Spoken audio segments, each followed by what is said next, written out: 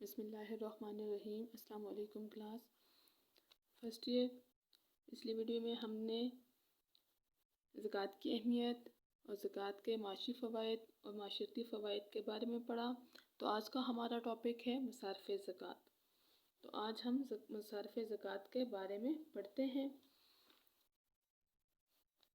بک سے پہلے آیت کریمہ پڑھ لیتے ہیں۔ یہ جو آیت سورۃ توبہ کی ہے یہ زکوٰۃ کے بارے میں ہے۔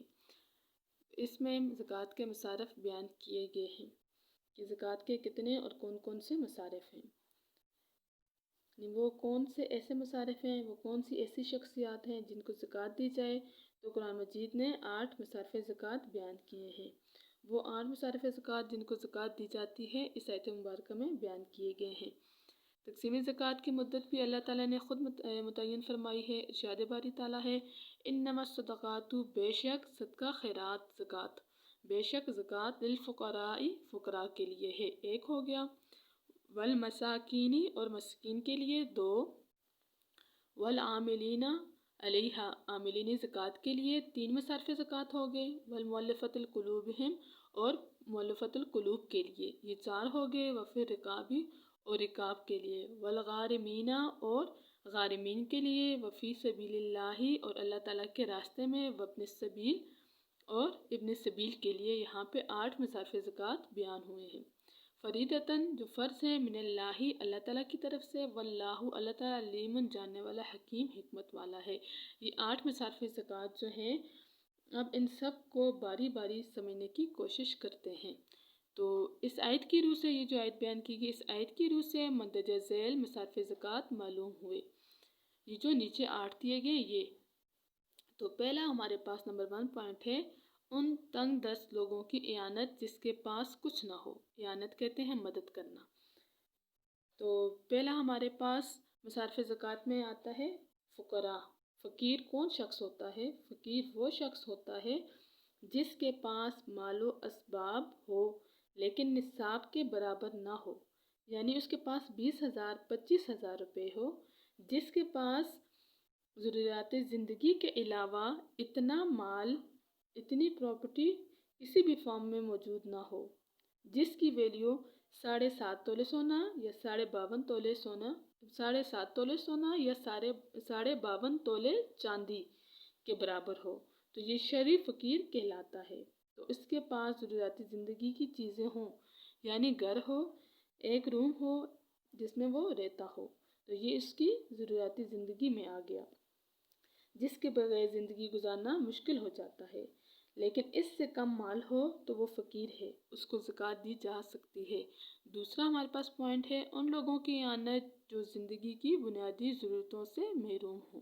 تو یہاں پہ ہم پوائنٹ ایڈ کریں گے، ہیڈنگ دیں گے مساکین، مسکین جس کے پاس کچھ نہ ہو۔ اوپر فقیر تھا نا، جس کے پاس کچھ نہ کچھ ہو، یعنی ضروریات زندگی ہو، زندگی کے گزارنے کے لیے کچھ نہ کچھ اس کے پاس چیز موجود ہو، لیکن مسکین وہ ہے جس کے پاس کچھ بھی نہ ہو، یعنی اتنا مال بھی اس کے پاس نہیں ہوتا کہ وہ اگلے دن کھانا کھا سکے، اس کو مسکین کہتے ہیں۔ جس کے پاس زندگی کی ضروریات کو پورا کرنے کے لیے کچھ نہ ہو تو اس کو بھی زکوٰۃ کا مال دیا جا سکتا ہے۔ تیسرا پوائنٹ ہمارے پاس زکوٰۃ کی وصولی پر متعین عملے کی تنخواہیں۔ تو یہاں پہ تیسری ہیڈنگ ہم ایڈ کریں گے عاملین زکوٰۃ۔ عامل وہ لوگ ہوتے ہیں جن کو وہ شخص جسے حکومت نے یا کسی بادشاہ اسلام نے زکوٰۃ جمع کرنے پر مقرر کیا ہو، وہ لوگوں سے زکوٰۃ جمع کریں گے اور ان کو بھی زکوٰۃ کا مال دیا جا سکتا ہے۔ یعنی وہ جو عاملین زکوٰۃ ہیں تو ان کو جو زکوٰۃ کا مال ہے ان سے ان کو تنخواہیں دی جا سکتی ہیں۔ اچھا، بعض بچے جو مدارس کے مسجدوں کے بچے ہیں وہ گھر گھر جا کے زکوٰۃ کی رقم لیتے ہیں، تو جگہ جگہ گھومتے پھرتے ہیں اور زکوٰۃ کی رقم جو ہے وصول کرتے ہیں، تو ایسے شخص کو عاملین زکوٰۃ نہیں کہیں گے، بلکہ عاملین زکوٰۃ وہ ہوگا جو حکومت کی طرف سے مقرر کیا گیا ہو زکوٰۃ کی وصولی پر۔ نمبر 4 ہمارے پاس پوائنٹ ہے ان لوگوں کی اعانت جو نو مسلم ہوں، یعنی نئے نئے مسلمان ہوں، ان کی مدد کرنا تاکہ ان کی تالیف قلب ہو سکے، ان کی قلب کہتے ہیں دل کو، تاکہ ان کی دل جوئی ہو سکے۔ تو یہاں پہ چوتھی ہیڈنگ ہم ایڈ کریں گے مؤلفۃ القلوب، مؤلفۃ القلوب کسے کہتے ہیں کہ ایک نو مسلم کو، یعنی ایک آدمی پہلے ہندو تھا، غیر مسلم تھا، عیسائی تھا اور ابھی مسلمان ہو گیا ہے اور وہ غریب بھی ہے، تو نو مسلم کے لیے اسلام کی راہ ہموار کرنے کے لیے اسے زکوٰۃ کا مال دیا جا سکتا ہے۔ ہمارے پاس پوائنٹ ہے غلاموں اور ان لوگوں کو آزاد کرنے کے مصارف جو قید و بند میں ہوں۔ تو یہاں پہ نمبر 5 پہ ہم لوگ یہاں پہ ہیڈنگ ایڈ کریں گے رکاب۔ رکاب کتنے؟ گردنیں چھڑانے والے، یعنی رکاب وہ غلام جو قیدی ہوں اور قید میں جکڑے ہوئے ہوں، ان کو رکاب کہتے ہیں۔ اب جب کہ غلاموں کا جو ہے کلچر موجود نہیں ہے، وہ غلام جو مالکوں کو رقم دے کر آزاد ہونا چاہتے ہوں تو ان کو بھی زکوٰۃ کی رقم دی جا سکتی ہے۔ تو آج کل بے گناہ جو قیدی ہیں جو جیلوں میں ہیں ان کو چھڑانے کے لیے بھی زکوٰۃ کی رقم دی جا سکتی ہے۔ تو 6 پوائنٹ ہمارے پاس ہے ایسے لوگوں کے قرضوں کی ادائیگی جو نادار ہوں، مجبور ہوں، محتاج ہوں، جو غریب ہوں، نادار ہوں۔ تو مقروض یہاں پہ ہیڈنگ ایڈ کریں گے، یعنی قرض دار۔ غارمین، نمبر 6 پوائنٹ ہمارے پاس ہے غارمین۔ غارمین کون ہوتے ہیں؟ وہ لوگ جو قرض میں ڈوبے ہوئے ہوں، جو قرض کے بوجھ تلے دبے ہوئے ہوں، اس کے اوپر اتنا قرض ہو کہ اس کو دینے کے بعد وہ صاحب نصاب نہ ہو، تو اس کو قرض ادا کرنے کے لیے زکوٰۃ کا مال دیا جا سکتا ہے۔ نمبر 7 ہمارے پاس پوائنٹ ہے جہاد فی سبیل اللہ، ابن سبیل۔ یہاں پہ ابن سبیل فی سبیل اللہ بھی کہہ سکتے ہیں، یعنی اللہ تعالیٰ کے راستے میں جہاد فی سبیل اللہ، اللہ تعالیٰ کے راستے میں جہاد اور تبلیغ دین میں جانے والوں کی اعانت میں۔ تو یہاں پہ 7ویں ہیڈنگ ہم لوگ ایڈ کریں گے فی سبیل اللہ۔ تو اللہ تعالیٰ کی راہ میں جیسے مجاہد، عالم دین وغیرہ اللہ تعالیٰ کے راستے میں دین کی تبلیغ کرنے والا ہو اور دین کی اشاعت کے لیے، ملت اسلامی کے دفاع کے لیے اپنی ساری زندگی وقف کر چکے ہو، تو ایسے لوگوں کو بھی زکوٰۃ کی رقم دی جا سکتی ہے۔ تو یہاں پہ 8واں ہمارے پاس پوائنٹ ہے مسافر جو حالت سفر میں مالک نصاب نہ ہو، گو مکان پر دولت رکھتا ہو۔ تو یہاں پہ ہیڈنگ ہم لوگ 8ویں ہیڈنگ ایڈ کریں گے ابن سبیل۔ ابن کا مطلب ہے بیٹا، سبیل راستے کا بیٹا، یعنی مسافر۔ ابن سبیل کون ہے؟ مسافر ہیں، یعنی جو اپنے شہر میں اپنے گھر سے دور ہو اور اس کے پاس زیادہ راہ نہیں ہے۔ زیادہ راہ کس کو کہتے ہیں؟ راستے کا سامان۔ اس کے پاس زیادہ راہ راستے کا سامان نہیں ہے، یعنی اتنے پیسے نہیں ہیں کہ اتنا مال اس کے پاس نہیں ہے کہ وہ اپنے گھر تک واپس جا سکے۔ اگرچہ اپنے شہر میں وہ امیر تھا تو اس کو زکوٰۃ کا مال دیا جا سکتا ہے، یا راستے میں اس کو کوئی حادثہ پیش آ گیا ہے یا اس کی پاکٹ جو ہے کسی نے کاٹ دی ہے، تو اب اس کے پاس اتنے پیسے نہیں ہیں کہ وہ اپنے گھر تک جا سکے، تو اس کو زکوٰۃ دی جا سکتی ہے جس سے وہ اپنی حاجت پوری کرے۔ تو یہ تو 8 مصارف زکوٰۃ ہو گئے جو قرآن پاک کی روشنی میں مصارف زکوٰۃ بیان کیے گئے ہیں۔ تو اب آگے دیکھتے ہیں، جب اسلامی نظام حکومت قائم ہو تو زکوٰۃ حکومت کے سپرد کر دینا لازم ہوگا تاکہ وہ اپنے طور پر بہتر طریقے سے مقررہ مدت میں زکوٰۃ تقسیم کر سکے۔ تو اس سے یہ فائدہ بھی ہوتا ہے کہ حکومتی طور پر لوگوں کے حالات کے بارے میں بھی خبر ملتی ہے کہ جن لوگوں کو کاروبار میں نقصان ہوتا ہے اس کا بھی پتہ چلتا ہے، اور جو ناجائز مال و دولت کماتے ہیں ان کا بھی حال معلوم ہوتا ہے، اور زکوٰۃ ادا کرنے والا اپنا مال جمع کر کے چھپا کر رکھنے کے بجائے اسے کسی نفع بخش کاروبار میں لگاتا ہے۔ اس طرح سرمایہ کاری میں اضافہ ہوتا ہے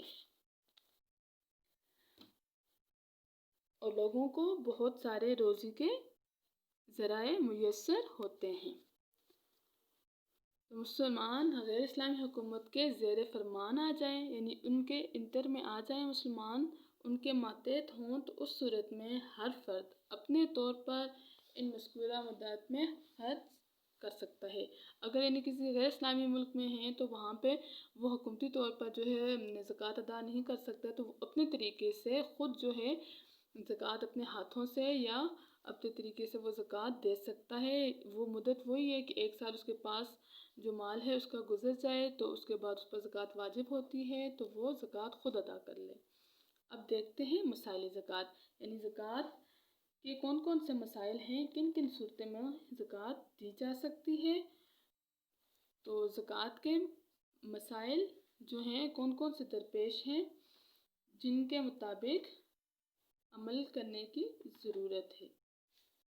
تو زکوٰۃ ان لوگوں پر فرض ہے کہ جن کے پاس ایک خاص مقدار میں سونا، چاندی، روپیہ یا سامان تجارت ہو۔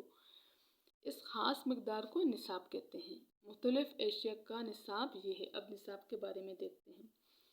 سونا جس کے پاس 7.5 تولے ہو، چاندی جس کے پاس 52.5 تولے ہو تو وہ نصاب کے برابر ہے۔ نمبر 3 ہمارے پاس ہے روپیہ پیسہ اور سامان تجارت، یعنی سونے چاندی دونوں میں سے کسی ایک کی قیمت کے برابر۔ نقدی روپے ہوں اس کے پاس، یا سامان تجارت ہو، یا اس کے پاس سونا ہو یا چاندی ہو، یہ جو نصاب بیان کیا گیا ہے ان میں سے کوئی ایک چیز بھی ہو اور اس پر سال بھی گزر جائے تو وہ زکوٰۃ ادا کرنے کا پابند ہے، وہ زکوٰۃ ادا کرے گا، کیونکہ زکوٰۃ مالی عبادت ہے۔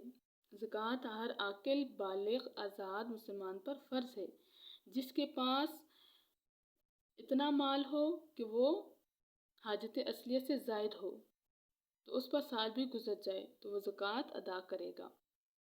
زکوٰۃ کسی مال پر اس وقت واجب ہوتی ہے جب اسے جمع کیے ہوئے پورا 1 سال گزر چکا ہو، تو اس کا 40واں حصہ، مال کا 40واں حصہ یعنی 2.5% بطور زکوٰۃ واجب ہے۔ زکوٰۃ اللہ تعالیٰ کا حکم ہے تو اللہ تعالیٰ کے حکم کے مطابق اس کے بتائے ہوئے طریقے کے مطابق نادار اور محتاج لوگوں کو دی جائے۔ یہ جو نصاب میں تمام چیزیں بتائی گئی ہیں وہ ضروریات سے زیادہ ہوں تو اس پر سال بھی گزر جائے تو تب زکوٰۃ واجب ہوتی ہے۔ اب ہمارے پاس نیکسٹ ہیڈنگ ہے ادائیگی زکوٰۃ کے چند اصول، یعنی زکوٰۃ ادا کرنے سے ایک مقصد یہ بھی ہوتا ہے کہ اس کے ذریعے غریبوں اور حاجت مندوں کی مدد ہوتی ہے، ان کی ضروریات کا احساس پیدا ہوتا ہے۔ حضور صلی اللہ علیہ وآلہ وسلم نے فرمایا کہ زکوٰۃ دولت مندوں سے لے کر غریبوں اور حاجت مندوں کو دی جائے۔